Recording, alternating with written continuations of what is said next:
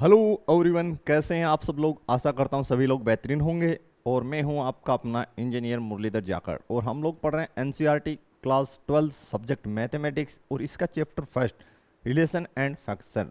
आज हम एक्सरसाइज 1.2 का एग्जाम्पल सोल्व करेंगे। तो देखते हैं कि किस प्रकार से एग्जाम्पल जो है बनने वाला है। उदाहरण 12 बढ़िया क्वेश्चन है, एकदम से स्टार कैटेगरी का क्वेश्चन है। तो लिखते हैं हल 12। इस क्वेश्चन में सबसे पहले जो हमारा फंक्शन है वो प्राकृत संख्या से प्राकृत संख्या में परिभाषित बोला गया है। तो सबसे पहले लिख लीजिए कि फंक्शन जो है वो नेचुरल नंबर से नेचुरल नंबर में डिफाइन है। ये बात आपको यहाँ पे क्लियर कर लेना है, क्योंकि देखिए स्टूडेंट सबसे महत्वपूर्ण बात ही यही है। इसके हिसाब से जो है, इसके आधार पे बोल दीजिए कि फंक्शन जो है चेंज होगा। ऐसे हम बहुत से क्वेश्चंस करेंगे अभी। तो देखिए यहाँ पे जो फंक्शन है वो टुकड़ों में दे रखा है, ठीक है, यानी पीस वाइज फंक्शन है। तो सबसे पहले हम लोग इसकी जांच करते हैं एक एक की होने की। भाई ये एक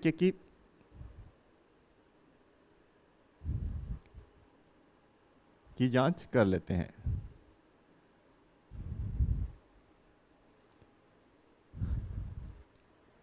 हमें जो फंक्शन दे रखा है वो दे रखा है एफ एक्स बराबर एक्स प्लस 1। ये स्थिति तब है जब एक्स विषम है। एक्स क्या है? विषम है। तो बिल्कुल हम लोग यहाँ पे 3-4 केस बना लेंगे। देखिए कैसे बनेंगे। केस फर्स्ट, यदि x1 व x2 विषम है, विषम है, ठीक है। यदि x1 व x2 जो दोनों के दोनों क्या है? विषम है। विषम है तो हम दोनों में से कौन सा लेंगे? F x is equal to x plus 1 x minus 1। तो हम एक्स प्लस 1 वाली सिचुएशन लेंगे। और एक में आप लोग क्या लिखते हैं? आप लोग लिखते हैं कि एफ x1 बराबर एफ x2, ठीक है। तो उसके अनुसार विषम वाली स्थिति में हो जाएगा ये x1 प्लस 1 बराबर x2 प्लस 1। और यहां से आपके पास आ जाएगा x1 बराबर x2।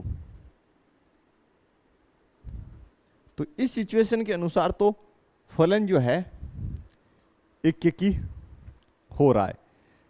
दूसरा केस देखते हैं स्टूडेंट यहां पे। केस सेकेंड, केस सेकेंड, यदि x1 व x2 सम है। कैसे है? सम है। देन हम यहां लिख सकते हैं एफ x1 बराबर एफ x2। सम के अंदर जो हमारे पास फंक्शन है वो है x माइनस 1। तो उसके अकॉर्डिंग लिख देंगे यहाँ पे x1 माइनस 1 बराबर x2 माइनस 1। देन ये अपना बन जाएगा, देखिए स्टूडेंट, x1 बराबर x2। और ये भी क्या है? आप कहेंगे सर ये भी एक की सिचुएशन है। नेक्स्ट केस और क्या बन सकते हैं स्टूडेंट आपके पास? केस थर्ड, यदि जो x1 है उसको हम विषम मान लें। क्या मान लें? विषम, तथा x2 जो है उसको हम सम मान लें, ठीक है। देन क्या होगा? देन आपके पास होना चाहिए एफ x1 बराबर एफ एक्स टू। भाई एक की सिद्ध करना है तो यही सिचुएशन होना चाहिए, बिल्कुल। तो पहला सिचुएशन एफ एक्स वन को विषम माना है, तो विषम वाले फंक्शन से इसको लिखिए, तो ये हो जाएगा एक्स वन प्लस वन। इसको सम माना है, तो सम वाले के आधार पे जब हम लिखेंगे तो लिखेंगे एक्स टू माइनस वन। ठीक है, यहां से आप क्या लिख सकते हैं, यहां से आप लिख सकते हैं x one minus x two. इस वन को मैं उस साइड ले जाऊंगा तो minus one and then x one minus x two equals to कितना आ गया, माइनस टू। ये या नो, ये संभव नहीं है, ये स्थिति संभव नहीं है। आप पूछेंगे सर क्यों, तो पहले मैं लिख देता हूं, संभव नहीं, संभव नहीं। मैंने क्या लिखा कि भाई ये संभव नहीं है। अब आप पूछेंगे सर क्यों नहीं, कारण यहां मेंशन कर देता हूं। कारण कि भाई आपने जो x1 है उसको विषम माना है, x2 को सम माना है, तो वो सम और विषम संख्याओं का अंतर जो है आपको पता ही है कितना होना चाहिए, हमेशा कितना आता है। कोई भी सम संख्या ले लो, आप कहोगे सर मैंने सम संख्या ले ली जैसे 8 और विषम ले लो, आपने ले ली 7, कितना अंतर आया, 1 अंतर आया। ठीक है, सम और विषम संख्याओं का अंतर कितना होना चाहिए, 1 आएगा कंटिन्यूअस सम और विषम संख्याओं का अंतर। ठीक है, और जबकि आ कितना रहा है, -2 आ रहा है। इसके अलावा ठीक है, माइनस में आ रहा है, कोई बात नहीं है, उल्टा सुल्टा हो जाता, लेकिन भाई अगर पहली आप विषम लिखते दूसरी सम, दोनों का अंतर करते तो ज़्यादा से ज़्यादा क्या होता भाई, जैसे विषम है 3 और सम इस साइड लिख देते और घटाते तो -1 हो जाता, और सम में माइनस विषम है इसका अंतर 1 हो जाता। लेकिन -2 तो होता ही नहीं ना, -2 तो हो ही नहीं सकता, तो लिख दीजिए विषम संख्या व सम संख्या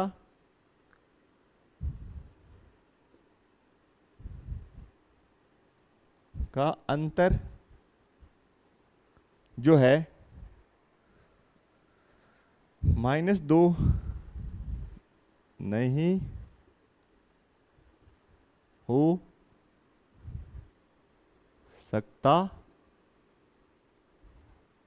है, नहीं हो सकता है। इसलिए जो है, जो हम लोगों ने एज्यूम किया है, माना है, इसलिए जो मानी गई कंडीशन है वो ही गलत है। ठीक है, अतः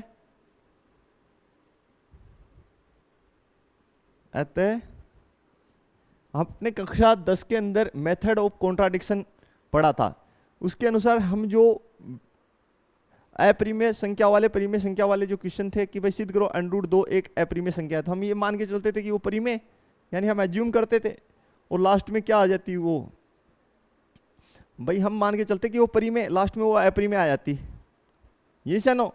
तो उसमें हम क्या कहते हैं कि हमारी द्वारा की गई कल्पना क्या है, विरोधाभासी है। अतः यहां लिख दो की गई कल्पना विरोधाभासी, विरोधाभासी है।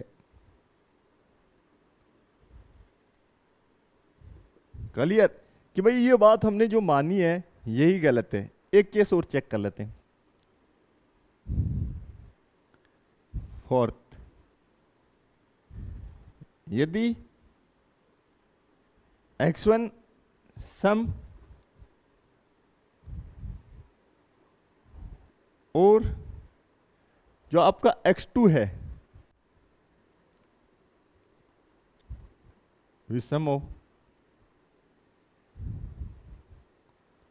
x2 क्या हो, विषम हो, तो देखिए देन आप लिखेंगे एफ x1 बराबर एफ x2। पहली सम है तो सम के फंक्शन के अनुसार यहां लिख देंगे x1 प्लस 1, और विषम वाले के हिसाब से x2 माइनस 1। तो स्टूडेंट यहां से हो गया x1 माइनस, पहला सम का केस है तो x1 माइनस 1 यहां आएगा,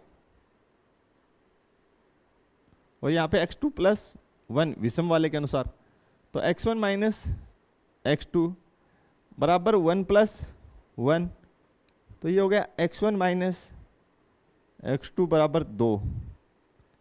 तो ये भी संभव नहीं है। क्यों? कारण वही कि सम और विषम संख्या का अंतर -2 होता है, अतः की गई कल्पना कैसी है? विरोधाभासी है। तो ये भी क्या है? असंभव स्थिति है।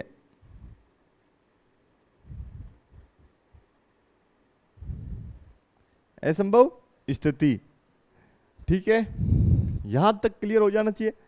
कारण आपको पता ही है कि भाई सम और विषम संख्या का अंतर 2 नहीं हो सकता। तो आप ज्यादा से ज्यादा इसको बार बार लिखने की जरूरी नहीं है आपको, एक ही बात को कि सम और विषम संख्या का अंतर -2 नहीं हो सकता, इसलिए की गई कल्पना क्या है? विरोधाभासी। ठीक है, तो इसलिए ये 2 केस तो नहीं होंगे, थर्ड और फोर्थ। अब कौन कौन से केस संभव हुए? फर्स्ट और सेकंड, फर्स्ट केस और सेकंड, और इन दोनों केसों के अनुसार जो आपका जो फलन है वो एक एक ही हो रहा है। यस या नो? तो लास्ट में आप लिख दीजिए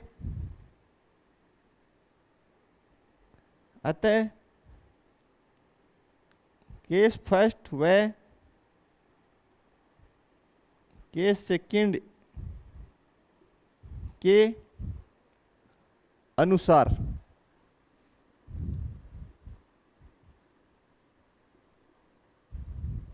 फलन क्या है? एक एक की है। कैसा है फलन? एक एक की है स्टूडेंट।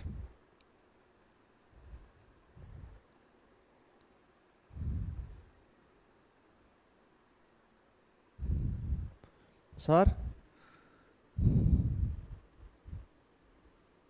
फलन एक एक की है, यहां तक आपको क्लियर हो जाना चाहिए। तो एक एक की में तो आपके कोई दिक्कत आई नहीं। अब हम पढ़ लेते हैं इसकी जो है आच्छादक वाली स्थिति स्टूडेंट। तो चलिए शुरू करते हैं। तो स्टूडेंट अब हम लोग जो है इसका आच्छादक वाला केस पढ़ लेते हैं कि भाई ये आच्छादक फलन है या नहीं है। आच्छादक फलन, ठीक है स्टूडेंट।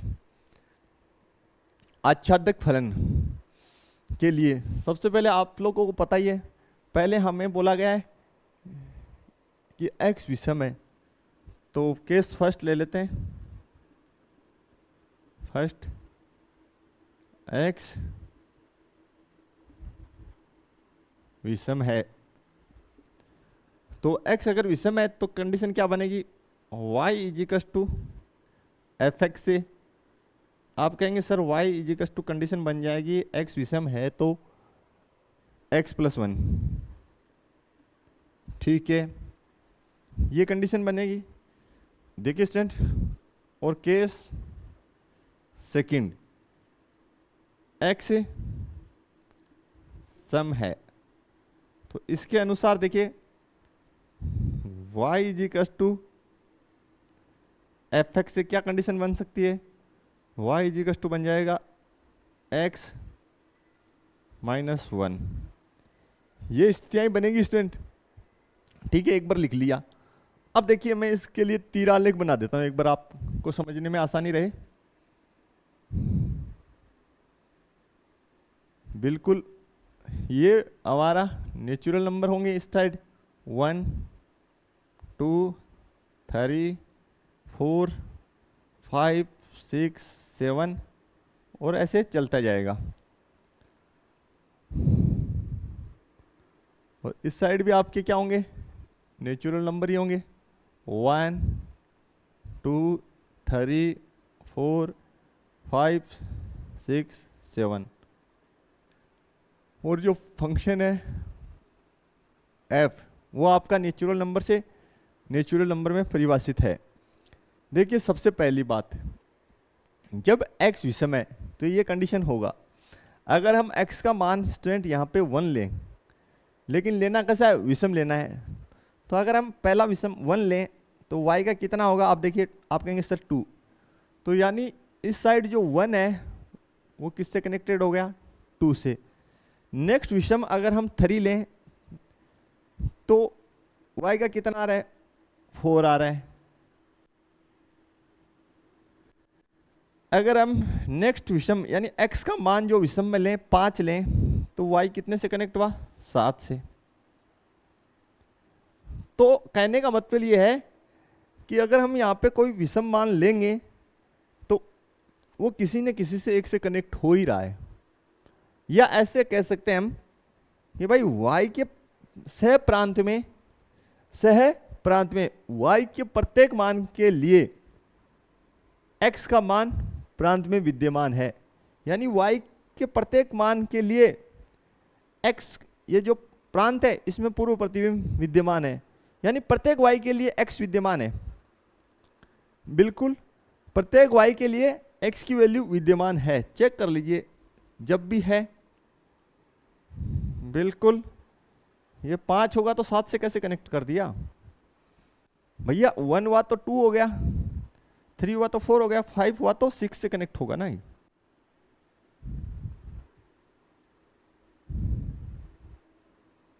ये 6 से कनेक्ट होगा,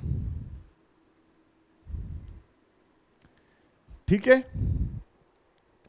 अब देखिए थोड़ा, अगर सम है तो सम वैल्यू लीजिए, यहाँ पे 2 लिए, अगर x का मान 2 है तो y का कितना आ जाएगा, 1 आ जाएगा। तो x का अगर 2 है तो y का 1 हो जाएगा।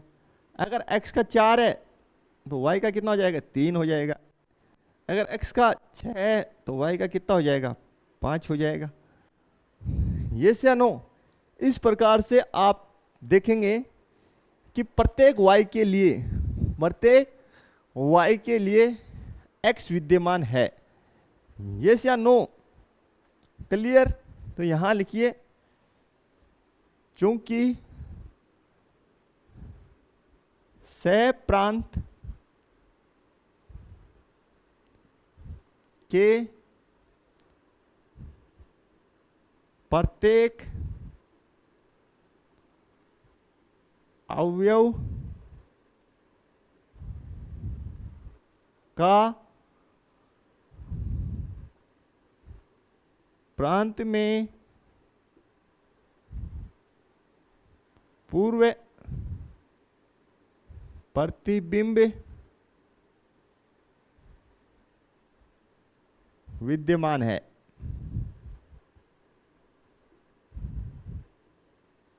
मान है, सह प्रांत के प्रत्येक अवयव का प्रांत में पूर्व प्रतिबिंब विद्यमान है।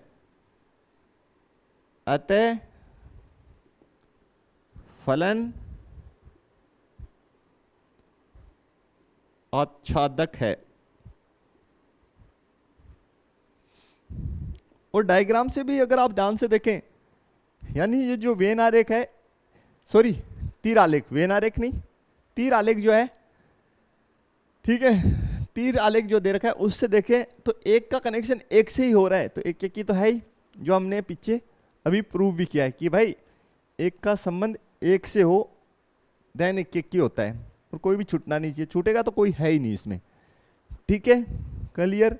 और ख़ास बात क्या है कि जब x क्या है, विषम है, तो कनेक्ट किससे हो रहा है, सम से। और जब सम है x तो कनेक्ट किससे हो रहा है, विषम से, क्योंकि माइनस ये संबंध ही इस प्रकार से हमें दे रखा है। तो काफ़ी अच्छा क्वेश्चन स्टूडेंट, आसानी से हमने बनाया। देखते हैं इसके next questions. Student question number first है चैप्टर का, सिद्ध कीजिए कि फंक्शन जो है f x is equal to 1/x द्वारा परिभाषित फलन, फलन जो है आर स्टार से आर स्टार में परिभाषित है। अब ये आर स्टार क्या है, ये आगे मेंशन है, एक एक की वो आच्छादक है, यानी फलन जो है वो एक एक की और आच्छादक है, ये हमें सिद्ध करना है। जहां आर स्टार सभी ऋणोत्तर वास्तविक संख्याओं का समुच्चय है। ठीक है, एक सब क्वेश्चन और देखा है, उसको बाद में हम लोग देख लेंगे, पहले फर्स्ट क्वेश्चन कर लेते हैं, एडिशनल है उसको बाद में करेंगे। तो सबसे पहले जो फंक्शन है वो जो डिफाइन है वो अपना आर स्टार से आर स्टार में डिफाइन है, और फंक्शन हमें ये रखा है f x is equal to 1/x, और आर स्टार जो है ऋणोत्तर वास्तविक संख्याएं हैं। ऋणोत्तर का मतलब हो गई नेगेटिव को छोड़ते हुए। सबसे पहले हमारा ये जो नंबर लाइन है स्टूडेंट, इस पे यहाँ पे 0 है, -1 है, -2 है, और इस साइड -∞ है। ये 1 है, ये 2 है, ये 3 है, और इस साइड ∞ है। और ऋणोत्तर का मतलब स्टूडेंट माइनस वाली को छोड़कर, यानी 0 से आगे तक की, जिसमें 0 भी शामिल है, ये स्थिति होगी। ठीक है स्टूडेंट, लेकिन अगर हम फंक्शन को ध्यान से देखते हैं तो देखिए, अगर हम 0 को इस फंक्शन में इन्वॉल्व कर दें, यानी x की जगह वैल्यू डाल दें 0, यानी मेरे कहने का मतलब है, देखिए अगर हम x की जगह 0 पुट करें तो 1/0 का स्थिति बनेगा, यानी कैसा स्थिति बनेगा, अपरिभाषित की। बनी नहीं बनी, यस या नो? बनी, इसलिए हम 0 को शामिल नहीं कर सकते। तो जो हम नंबर्स लेंगे वो नंबर्स हम लेंगे 1 से अनंत वाले, 1 से अनंत वाले नंबर लेंगे। ठीक है, तो इसके लिए जो नंबर्स हम x के लिए नंबर्स जो ले सकते हैं वो हैं 1 से 0 से बड़ा, यानी 0 पे लगा दो 0 से इन्फिनिटी, 0 पे ओपन ब्रैकेट लगा दो, 0 से इन्फिनिटी, ये नंबर्स हम इसमें ले सकते हैं x के लिए। ठीक है भाई, कि भाई x के कौन कौन से मान हम यहाँ पे ले सकते हैं। ठीक है, 0 से अनंत ओपन ब्रैकेट लगाए, ठीक है, इसका मतलब 0 इन्वॉल्व नहीं है, और अनंत पे तो हमेशा ओपन इंटरवल ही लगता है, यानी खुला अंतराल, तो दोनों ही नंबर इन्वॉल्व नहीं है, 0 नहीं ले सकते। कारण कि जैसे ही हम यहाँ पे फंक्शन में 0 पुट करेंगे 1/0 का स्थिति बन जाएगा, यानी फंक्शन अपरिभाषित हो जाएगा। इतनी बात अगर आपको समझ में आ गई है तो मैं इसको अब रफ करके दोबारा से लिख रहा हूं। ठीक है स्टूडेंट, तो हम जो लेंगे नंबर्स जो लेंगे वो आपको पता ही हो गया होगा कि हम नंबर्स जो लेंगे यहाँ पे वो ओपन इंटरवल में 0 से इन्फिनिटी तक नंबर्स लेंगे। ये क्लियर आपको हो जाना चाहिए। अब हमें सिद्ध करना है कि भाई सिद्ध करो कि फलन एक एक की है या नहीं है, तो चेक कर लेते हैं। सबसे पहले एक एक की फलन, तो बिल्कुल जो है लिखते हैं हमेशा की तरफ लिख लेते हैं, यदि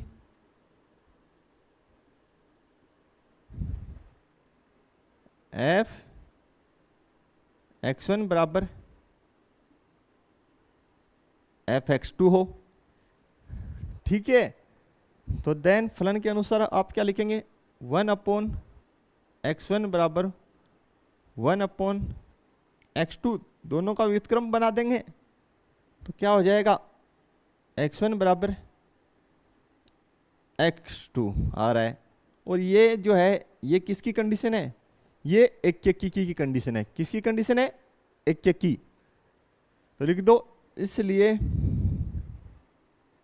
फलन एक्यकी है, एक्यकी है। यहां तक तो आपके कोई दिक्कत नहीं होनी चाहिए। अब बात करते हैं आच्छादक की। आच्छादक फलन की।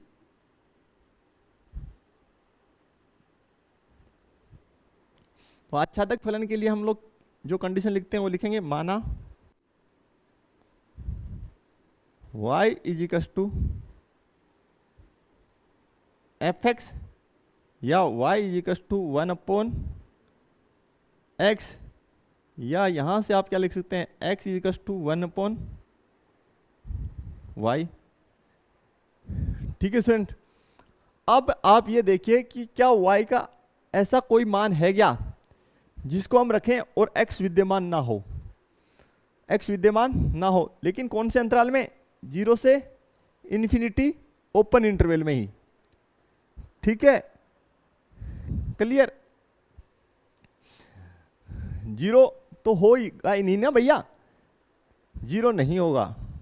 या ऐसे मान लो कि x का, ठीक है भाई, x की कोई ऐसी वैल्यू है क्या जो रखें और y नहीं आए, तो ऐसा भी नहीं है बिल्कुल। तो जो भी आप y का वैल्यू पुट करोगे रियल नंबर में से 0 और इन्फिनिटी के बीच में, तो x विद्यमान होगा। अब ये जो मैं बोल रहा हूँ वो बात जम नहीं रही आपको, क्योंकि मैं उल्टा बोल रहा हूँ। तो मैं आपको एक बात बताता हूँ कि ये जो आपका 1/x का जो ग्राफ है वो आपने पढ़ा भी है, बिल्कुल पढ़ा है भाई। 0 हम इसलिए नहीं रख सकते ना कि 0 रखते ही तो, देख लीजिए स्टूडेंट, इसका ग्राफ ही देख लीजिए पहले आप। आपने कक्षा 11 में इसकी ग्राफ पढ़ी है, तो जो कुछ इस प्रकार से बनती है।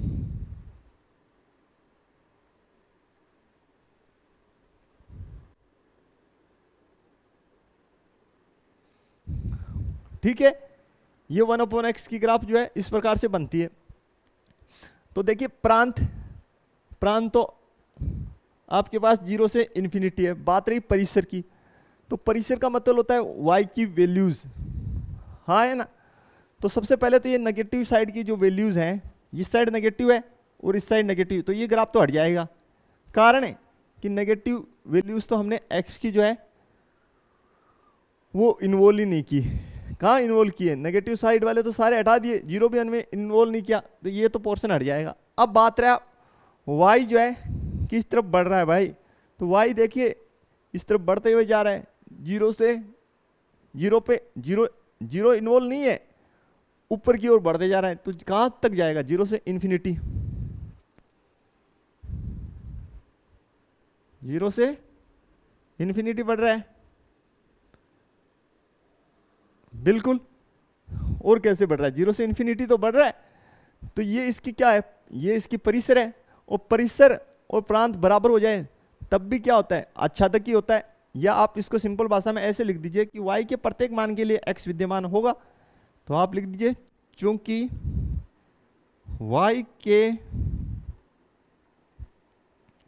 प्रत्येक मान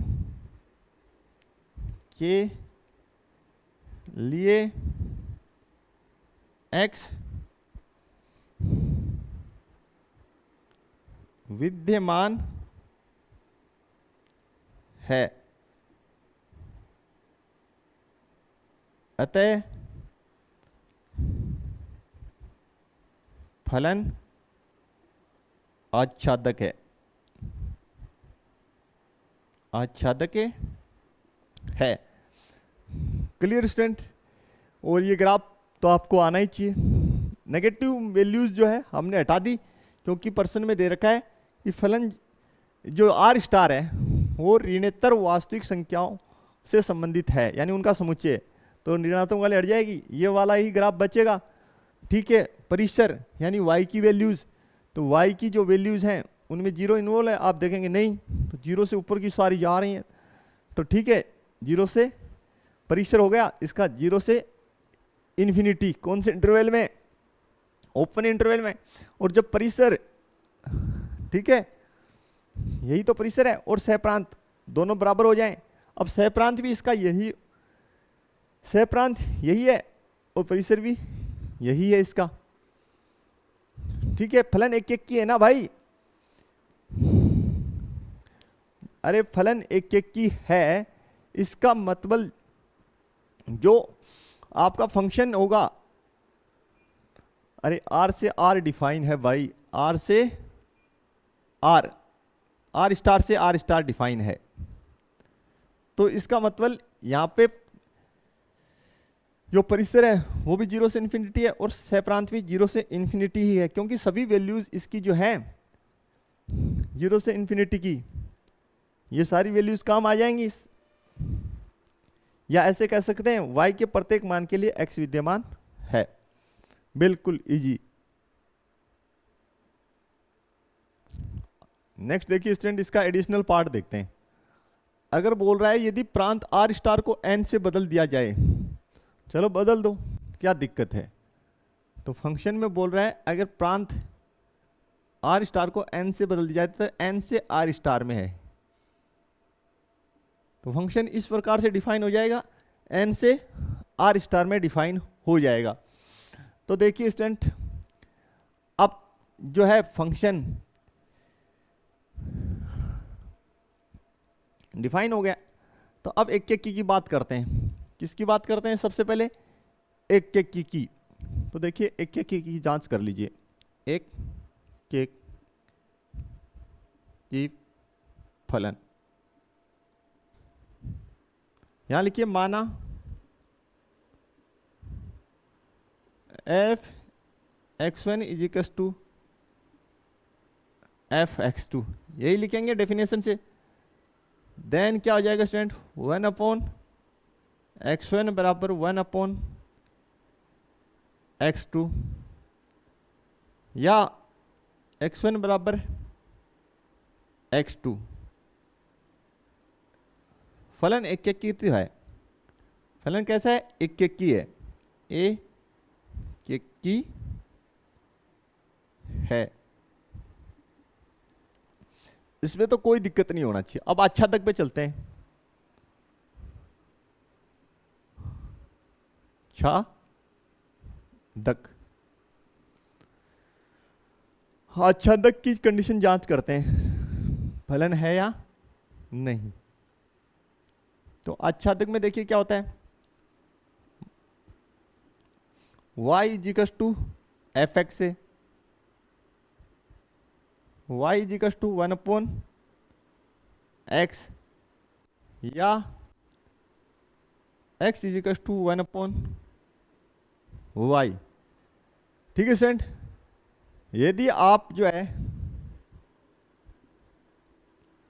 y बराबर 3 ले लें, कितना ले लें? 3, तो x बराबर 1/3, देन जो है 1/3, ये संबंधित नहीं है किससे? n से, प्राकृत संख्या से संबंधित नहीं है ना। कहाँ है प्राकृत संख्या से संबंधित? कैसे होगा ये भाई? नहीं होगा ये प्राकृत संख्या से संबंधित, बिल्कुल भी नहीं होगा। ठीक है, 1/3 प्राकृत संख्या में नहीं होता है। तो इसका मतलब आप ये लिख दीजिए, चूंकि y के प्रत्येक मान के लिए x विद्यमान नहीं है,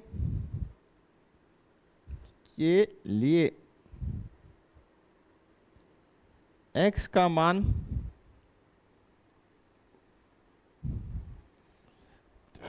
विद्यमान नहीं है भाई,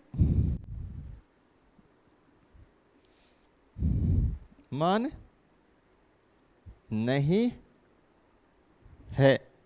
इसका मतलब ये हो गया कि जब आप y का वैल्यू 3 लेंगे, ठीक है, देन इसका पूर्व प्रतिबिंब, पूर्व प्रतिबिंब प्रांत में विद्यमान ही नहीं होगा। ठीक है, तो या अर्थात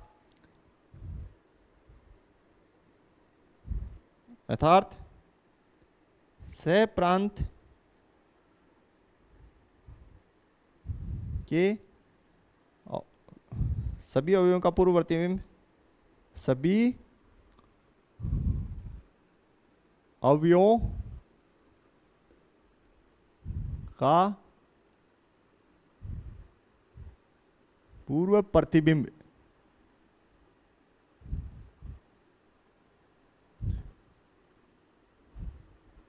विद्यमान नहीं है। सह प्रांत के सभी अवयवों का पूर्व प्रतिबिंब विद्यमान नहीं है, इसलिए जो फलन है आच्छादक नहीं है। फलन है आच्छादक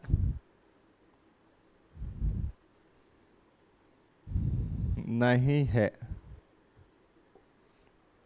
ये चेंजेस इसमें हो जाएंगे कि जैसे ही हमने इसको आर स्टार को एन से रिप्लेस कर दिया, फलन एक एक की तो रहेगा लेकिन आच्छादक नहीं रहेगा। कारण आपके सामने है स्टूडेंट। देखते हैं इसके नेक्स्ट क्वेश्चंस जो है इजी क्वेश्चन अब आने लगे हैं। निम्नलिखित फलनों की एक की और आच्छादी गुणों की जांच कीजिए। तो बिल्कुल इजी सा ही क्वेश्चन है, बनाते हैं स्टूडेंट इसे हम आसानी से। तो सबसे पहले लिख लेते हैं हल जो है 2k फर्स्ट का।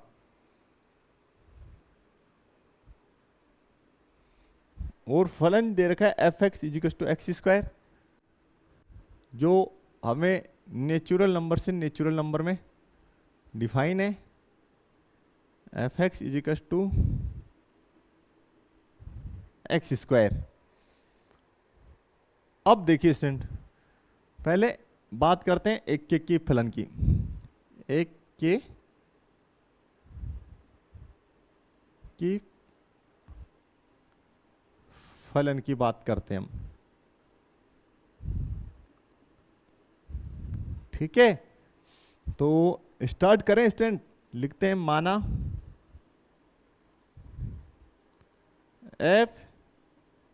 f(x1) =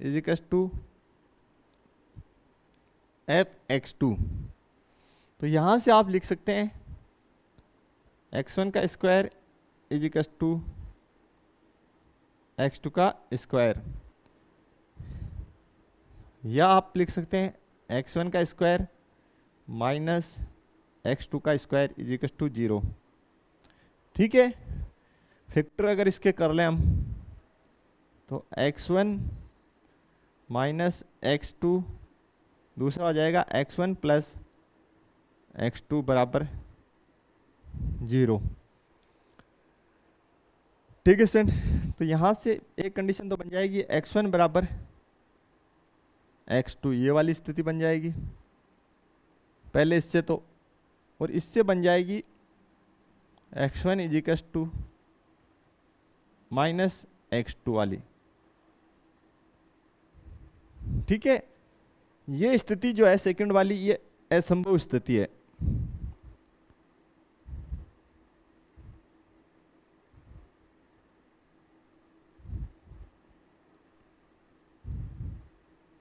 स्थिति है कि भाई ये वाली स्थिति असंभव है। क्यों? क्योंकि फलन जो है वो प्राकृत संख्याओं से प्राकृत संख्याओं में परिभाषित है और उसमें नेगेटिव नंबर्स तो होते ही नहीं है।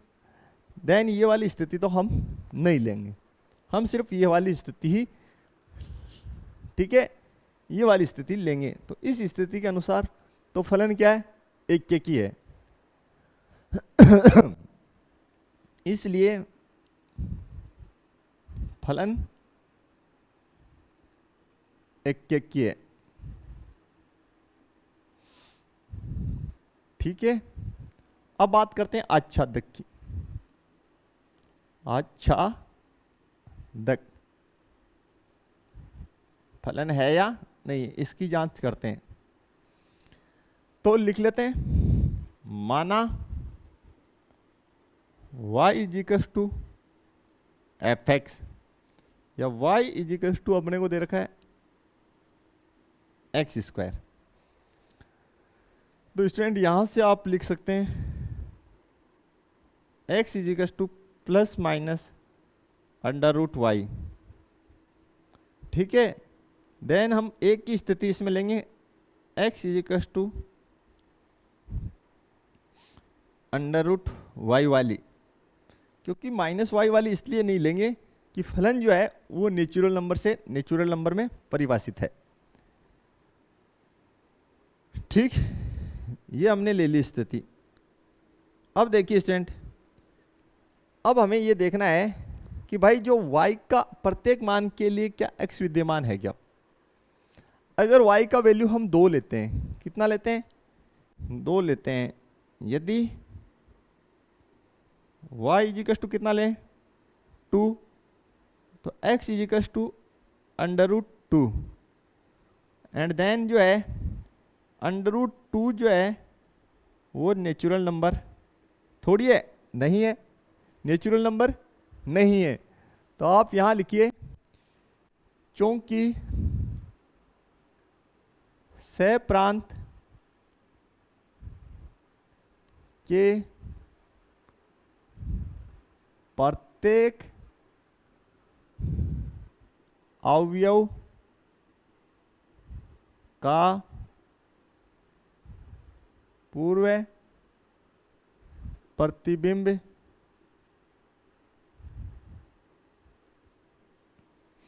विद्यमान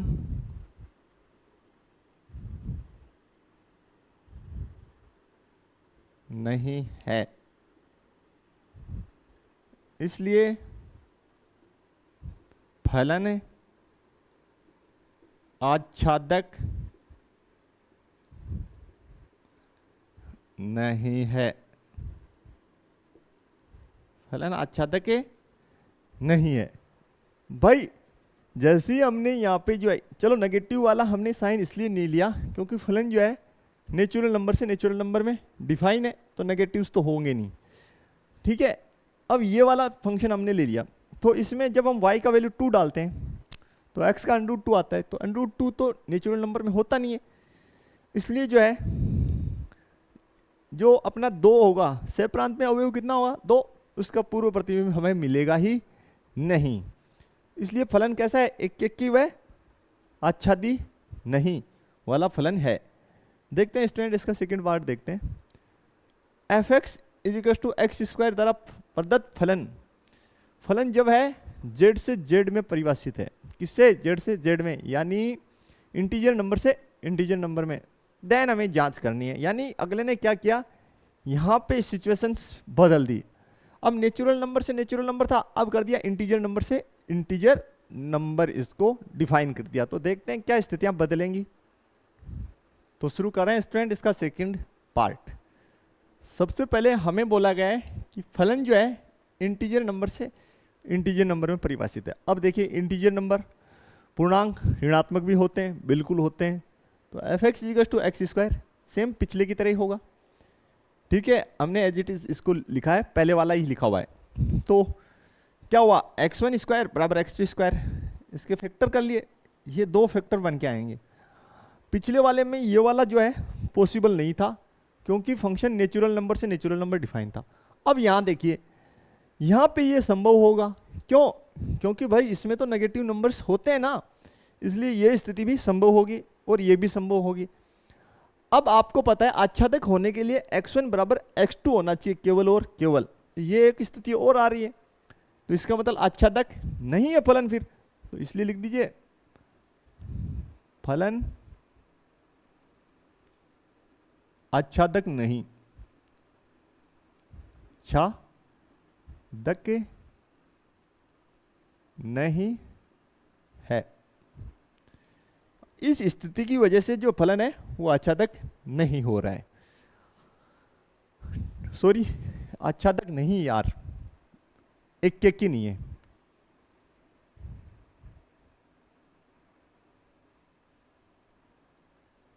एक की नहीं है।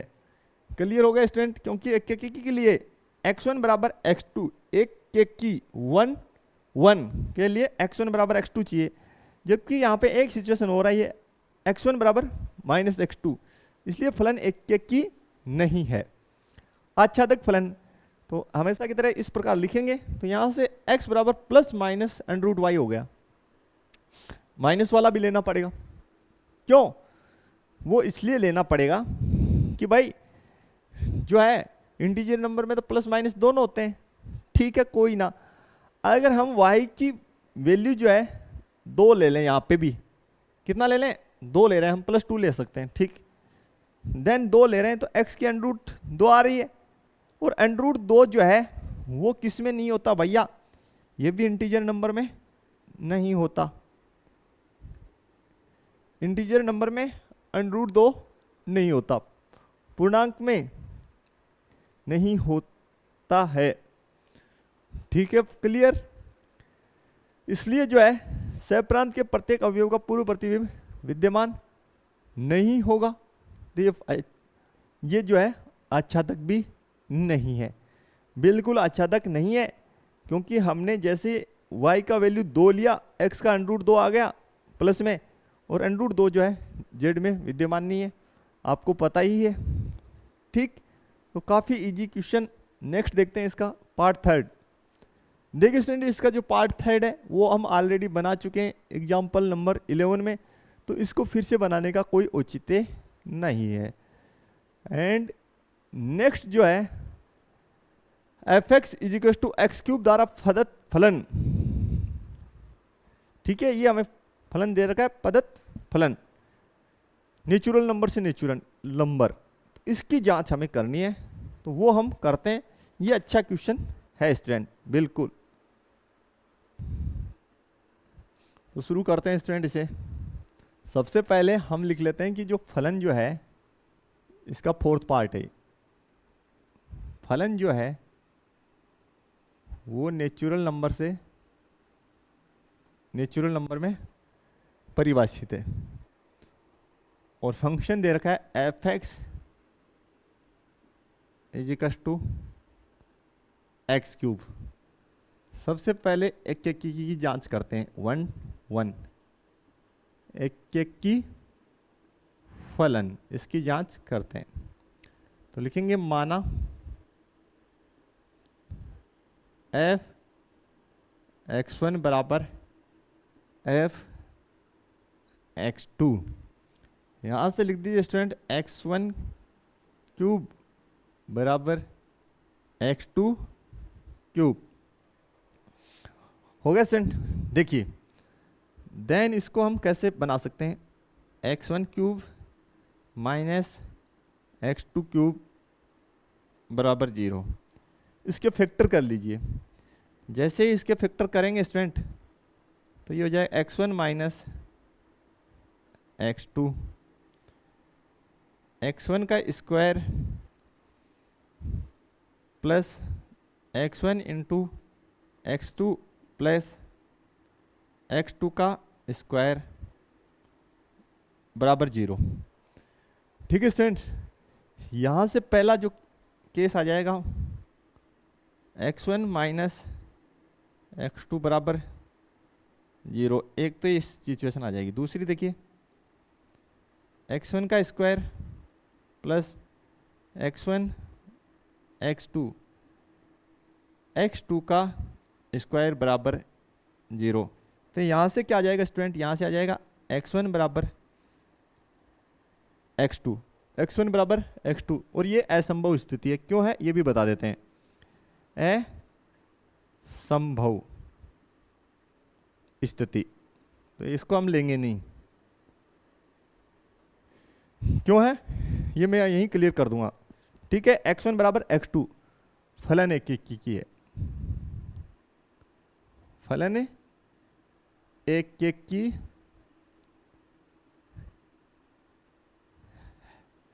है।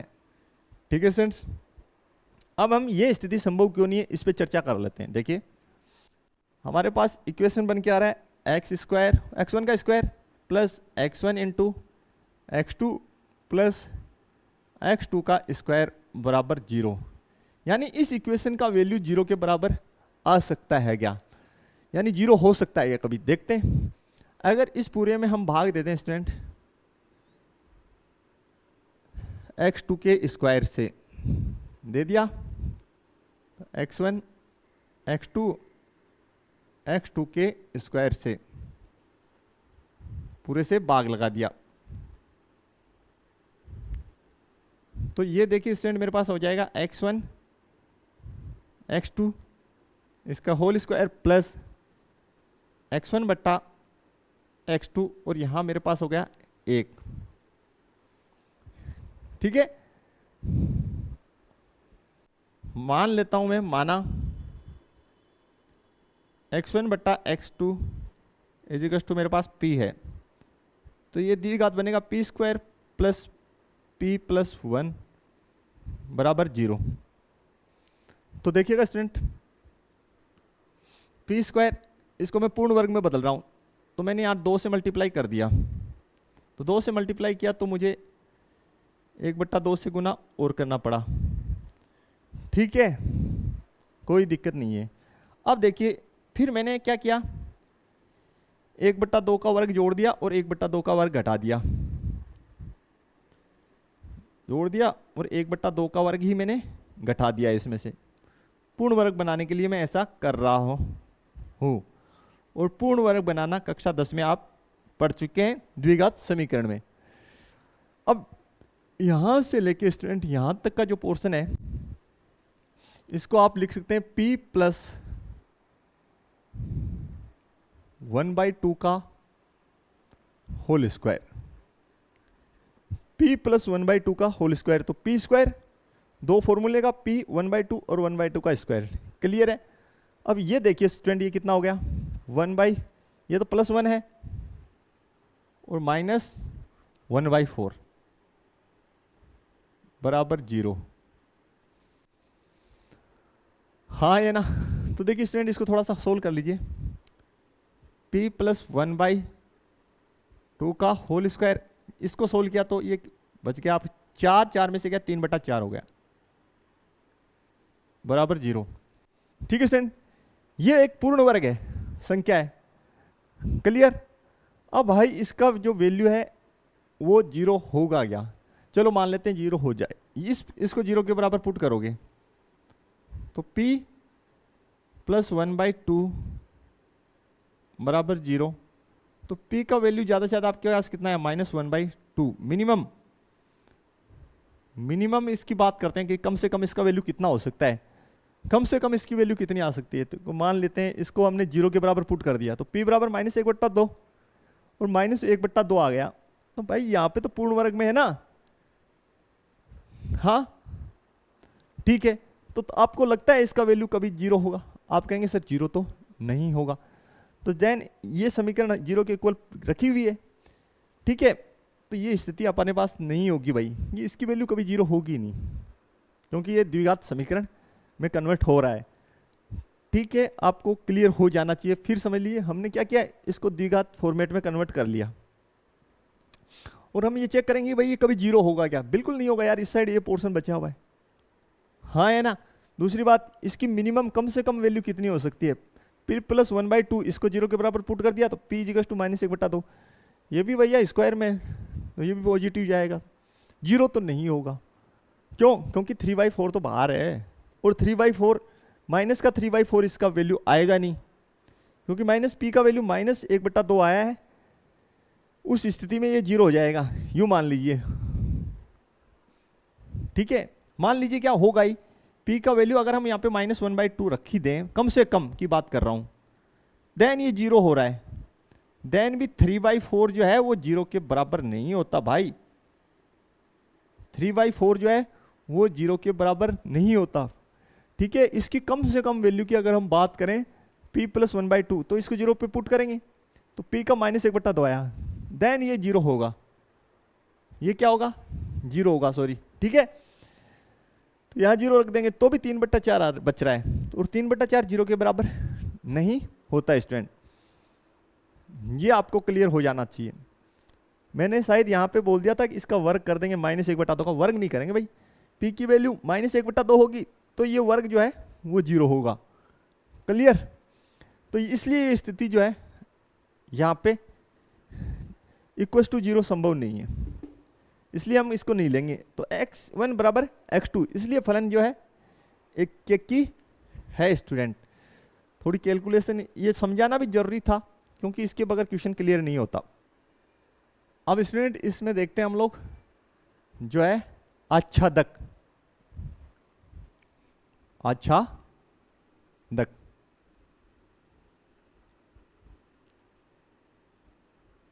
फलन, इसकी बात कर लेते हैं। तो मान लेते हैं हमेशा की तरह डेफिनेशन से माना y इजिकल्स टू एफ एक्स या y बराबर एक्स क्यूब, और यहां से हो जाएगा स्टूडेंट x बराबर y की पावर 1/3। अब देखिए चूंकि फंक्शन जो है नेचुरल नंबर से नेचुरल नंबर में डिफाइन है, तो देखिए यदि मैं y का वैल्यू 2 ले लूं, देन x का कितना आएगा 2 की पावर 1/3, और जो 2 की पावर 1/3 जो है वो संबंधित नहीं है किससे, प्राकृत संख्या से संबंधित है। आप कहेंगे सर नहीं है, तो आप लिखिए चूंकि से प्रांत के प्रत्येक अवयव का पूर्व प्रतिबिंब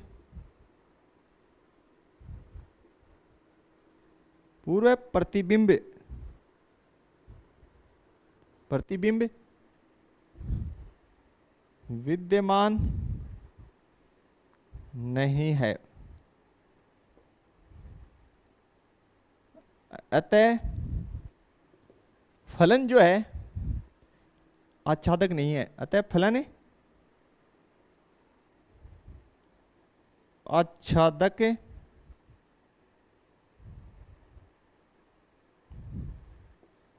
नहीं है।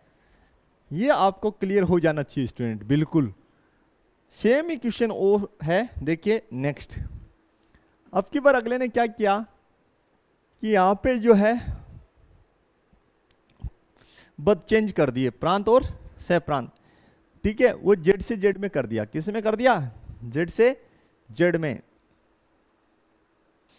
तो देखिए स्टूडेंट ज्यादा कुछ आपको इसमें चेंजेस करने की आवश्यकता नहीं है, सेम ही बन जाएगा।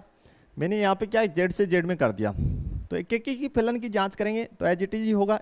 ये स्थिति संभव हो जाएगी, ये असंभव स्थिति होगी। तो फलन एक एक की तो होगा कब, जब फलन जो है जेड से जेड में परिभाषित हो, तब भी 1 to 1 होगा, 1 फंक्शन ही होगा एक की, ठीक है। आच्छादक फलन की बात करते हैं तो आच्छादक नहीं होगा इस स्थिति में भी, क्योंकि यहां तक तो एज इट इज ही होगा। फिर जब हम y का वैल्यू 2 लेंगे तो x की वैल्यू 2 की पावर 1/3, ये भी जो है वो z यानी इंटीजर नंबर में उपस्थित नहीं होगा। देन वही सेंटेंस कि सह प्रांत के प्रत्येक अवयव का प्रांत में पूर्व प्रतिबिंब विद्यमान नहीं है, इसलिए फलन आच्छादक नहीं है। तो स्टूडेंट काफ़ी इजी क्वेश्चन, अगर आपने लिखने का पैटर्न आपको समझ में आ गया देन आप आसानी से बना सकते हैं। कौन सी स्थिति संभव नहीं होगी, क्यों नहीं होगी, यह आपको जरूर पता होना चाहिए, वो आपको पता होना आवश्यक है। तो ये थी हमारी आज की लेक्चर, आशा करते हैं आपको पसंद आई होगी। अपने फ्रेंड सर्कल में जरूर इसको शेयर कर दीजिए, ठीक है, ताकि ज़्यादा से ज़्यादा बच्चों को लाभ मिल सके।